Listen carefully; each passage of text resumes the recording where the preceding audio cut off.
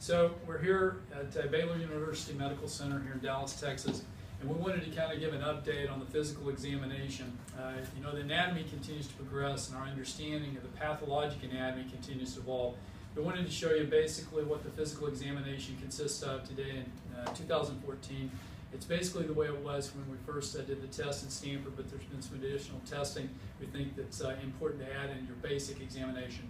So this is Jane McDonald. She's our nurse here at the clinic, and she's happily assisting us today with the examination. So Jane, we're going to play like you have hip pain on the right side, and we're going to examine the right hip. So stand up and show me if you had hip pain where it would be, and it's there. So first thing we do is come into the hallway, and we'd have her just walk down the hallway. And the first thing we look at here is we look at the stride length and the foot progression angle. Her foot progression angle on the right side is 5 degrees external. And as we come back, we see that the arm swings and the knee is aligned. Her foot progression angle is about 5 degrees external with equal stride length and normal arm motion. So as we come into the room, we want to screen first for any type of laxity. So we check here for the bright signs. And there, yep, that's good. And so we want to look at the shoulder heights, make sure they're symmetric, leg lengths are equal. Those are perfect. Let's have you turn and face the wall. Let's have you bend over and touch your toes. That's good. Check the spinal alignment. So okay, back up straight. And we just kind of check for side bending, kind of screen the SI joint and the back from that part of the examination. And we'll have you turn and face me. We're going to check the balance. Can you balance on, again, your left leg? That's good. Greater than 2 centimeter shifts positive. Now let's balance on the right. And we have a little bit more shift on the right than the left. Now you had a knee surgery, didn't you? Yeah. Okay, that's what that's about. Okay, so you sit right here on the edge of the table. So the seated examination is next. The first thing we do is, again, to screen the back. So we're going to check a straight leg raise, make sure it's normal. We're going to check the internal rotation. We're a little diminished on this leg. That's 10 degrees of internal. And we have, 60 degrees, 70 degrees of external. So probably have some decreased femoral anaversion based upon this leg because she has an external foot progression angle. She has some reduced internal rotation and increased external rotation. In the seated position, we always do the basics. We want to check the pulse. She's got a good posterior tibial pulse. We check the DCRs, and they're all normal. Check for sensation. They're here, they're normal. We check for any edema on the lower extremity there as well. So we'll check that. If there's any posterior hip pain, so if there's posterior hip pain, requires a different set of tests, and we always kind of screen for that. So if we, Jane, can you lean way over to the right? So we check on the inside portion of the ischium to see if there's any inside sit pain. If there's hamstring pain, then we would do a hamstring active test at 30. Go ahead and squeeze down. And if that reproduces the pain, we'd want to check the hamstrings. Either the semitendinosus is directly on the ischium, the semimembranosus is to the outside, and that's the more commonly torn. And so we check and compare at 30 degrees, the vector forces pull the semimembranosus into the ischial tunnel and recreate some of the sciatic complaints. So at 90, we'd have her pull in, no recreation of pain. That's a positive test. If the pain is more up toward the piriformis, we do a passive piriformis stretch test in which we adduct and internally rotate to check for the posterior hip pain. We can also do, if there's posterior hip pain, a deep flexion, abduction, external rotation, and monitor the posterior edge of the greater trochanter to make sure that it's not catching the backside of the sciatic nerve. So, okay, let's say you lay all the way back on your back, and we'll go on to the supine exam. Always check the leg lengths.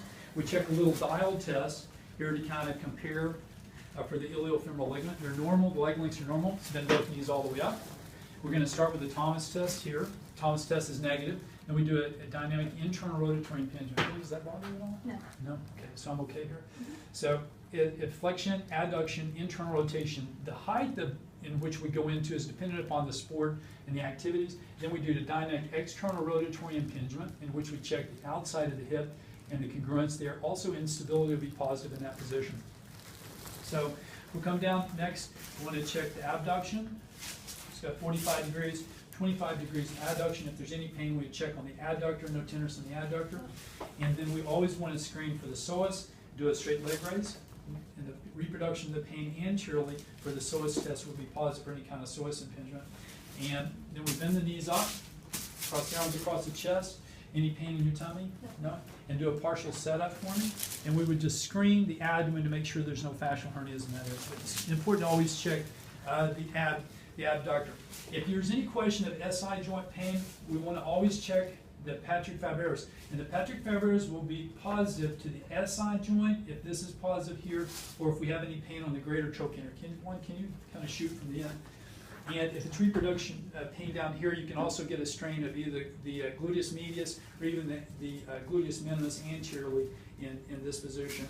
But it's also to detect the SI joint pain from anterior joint pain from lateral. So it's important where is the pain in that position.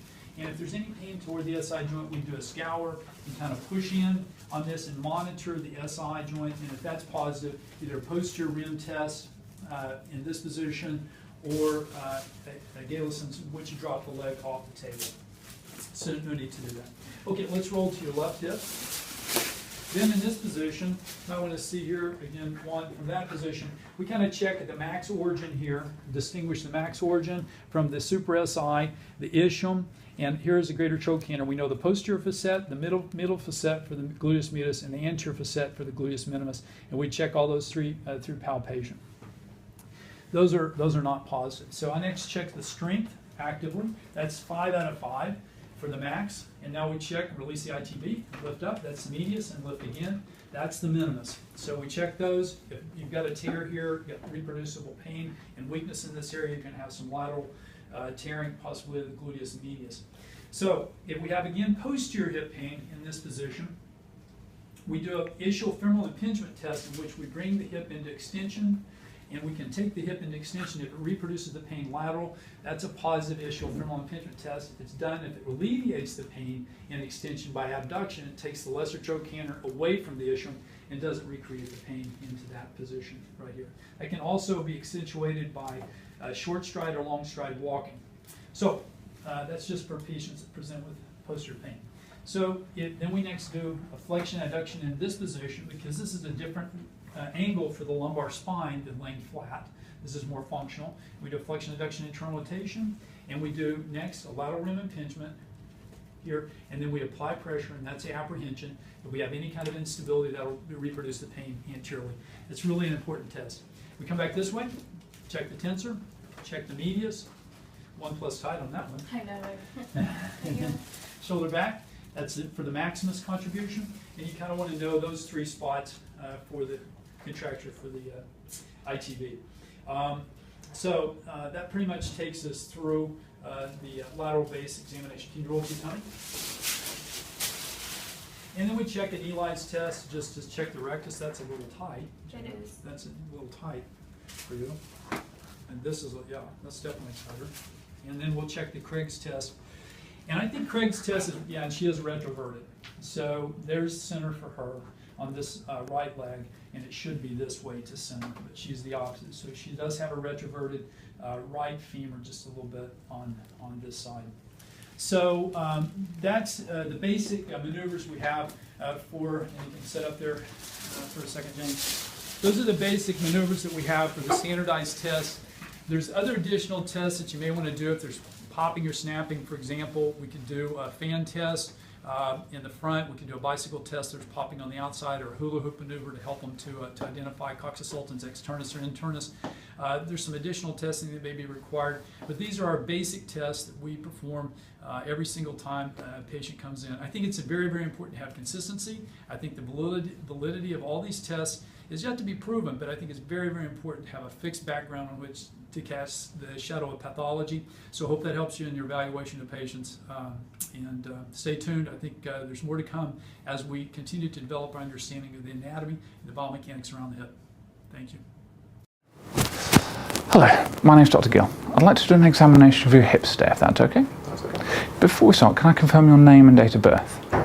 Paul Lundy, 21st of the 12th, 1991. Excellent. So to start off with, we're going to have you walking up and down, then we'll measure your legs and we'll get you to do some movements of your legs. Is that okay? That's fine. Right. So if I can just get you to walk up and down for me.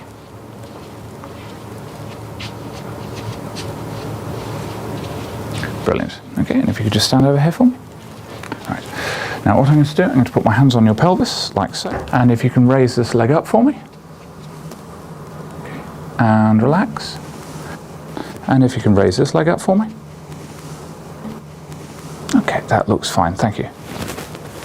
Now, if we can move on to the couch. So we're just going to look round now over the pelvis and your hips to see if there's any areas of discomfort or tenderness.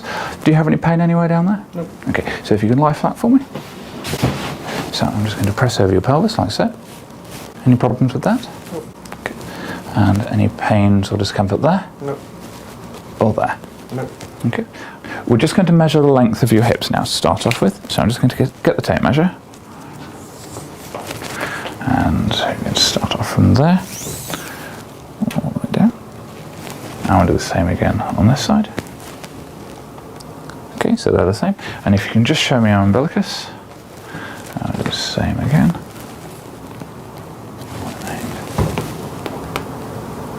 That's fine. Okay, thank you. I'm just going to put my hand at the low of your back. Okay, and if you could raise your knee up to here for me. Okay, that's fine. Hand down again. And we'll do the same again on this side. Raise up. Okay, that's great. Thank you. Right, the next thing, if you could raise this leg up as high as you can for me. Any problems with that? Nope. Okay, hand down again. And we'll do the same again. Raise this leg up for me. And all the way down again. Right, and if you take this leg out to the side for me. And back in. And then across the leg as far as you can to the other way. Brilliant. Okay, and relax for me. And do the same again with this leg, as far out as you can. And then all the way back across. Great. Okay, relax for me. And I want to push against my hands. And push your legs in. That looks grand. Now just raise that leg up again for me. That's fine. And push down at the bed. Same again on this side. Raise this leg up.